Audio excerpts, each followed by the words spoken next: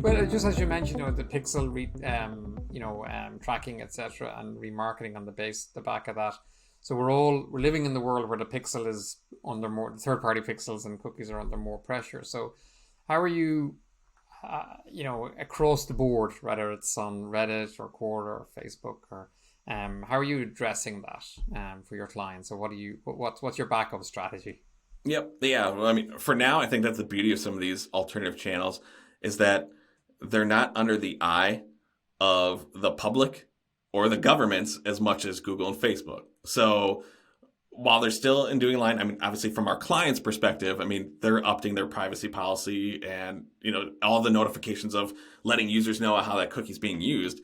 I haven't seen any changes from these smaller platforms like Quora, Reddit, whatever, about them changing of how the cookies are actually being worked. So that's kind of the beauty of if we're losing some of that information, like if you're losing a good chunk of your retargeting audience on Facebook, at least try to retarget on some of these other channels. Because right now, I'm sure it will change eventually, but at this moment, you can capitalize on that and just try to reach users in a different way.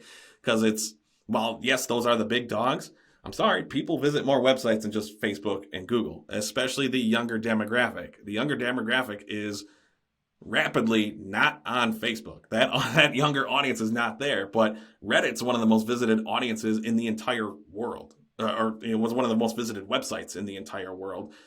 It's a way to still engage with users and find a target audience. And yeah, they are slower to make these changes. One, probably just due to staff, and two, they're not under scrutiny like the big dogs are. Yeah. So there's opportunity in all of these smaller platforms. And to your first point, though, it's on the brand, the e-commerce, the advertisers.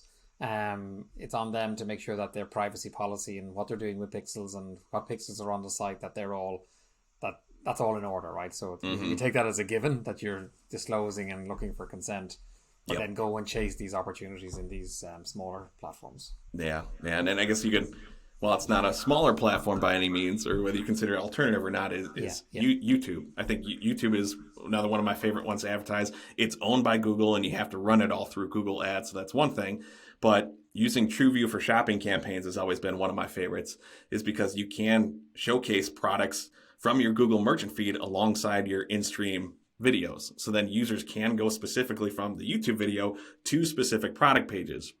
And since it's all on YouTube and the Google platform, we're not losing those cookies because it's all on those platforms. And then you can create video interaction-based audiences from those specific video ads and still maintain a robust audience from that, and then use that in any sort of next step remarketing campaigns, because it's not always going to your site. It's showcasing engagement with that specific ad, and you will always have that audience because it's on channel. So that's some of the things that we like to shift as well. Yeah. So where you can build your audience in channel, that's still unique to you, but it's your audience. Do you use a lot of custom intent audiences in YouTube then as well from search? Yes. Yeah, absolutely. Specifically since a lot of the keyword based ones, any Google property more than just YouTube, but any custom intent audience that stays on the Google property is going to be based on a broad match historical related search query. So the user has performed some sort of search query related to that on google.com in the past. So the intent can be higher. So yeah, from an e-commerce standpoint, we've used custom intent audiences to take all your list of best performing keywords or products that we see within Google Analytics or your internal CRM or data, create a custom intent audiences off of those. Split it out, segment it out as much as possible. Ones that give you the most overall sales versus the higher margins, just potentially best sellers and seasonality at that moment.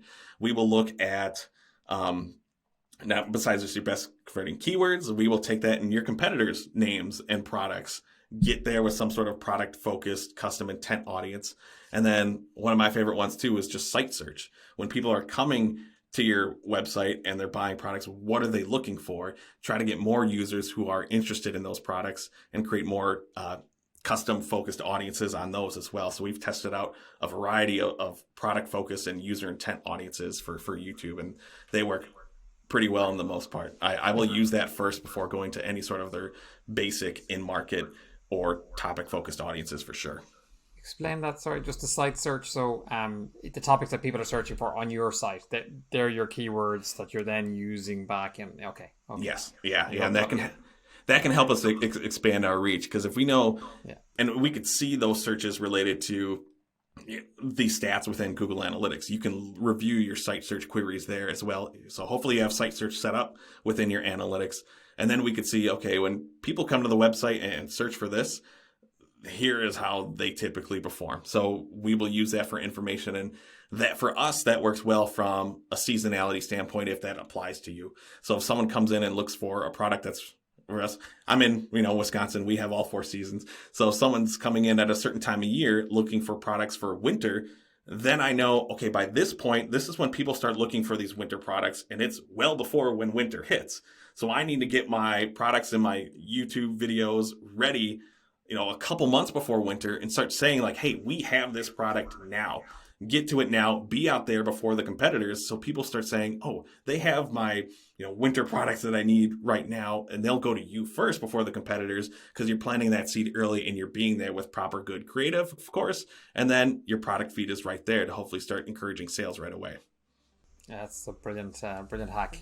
So just integrating your own site search, because I'm not sure a lot of people think about that. So that's great. Yep.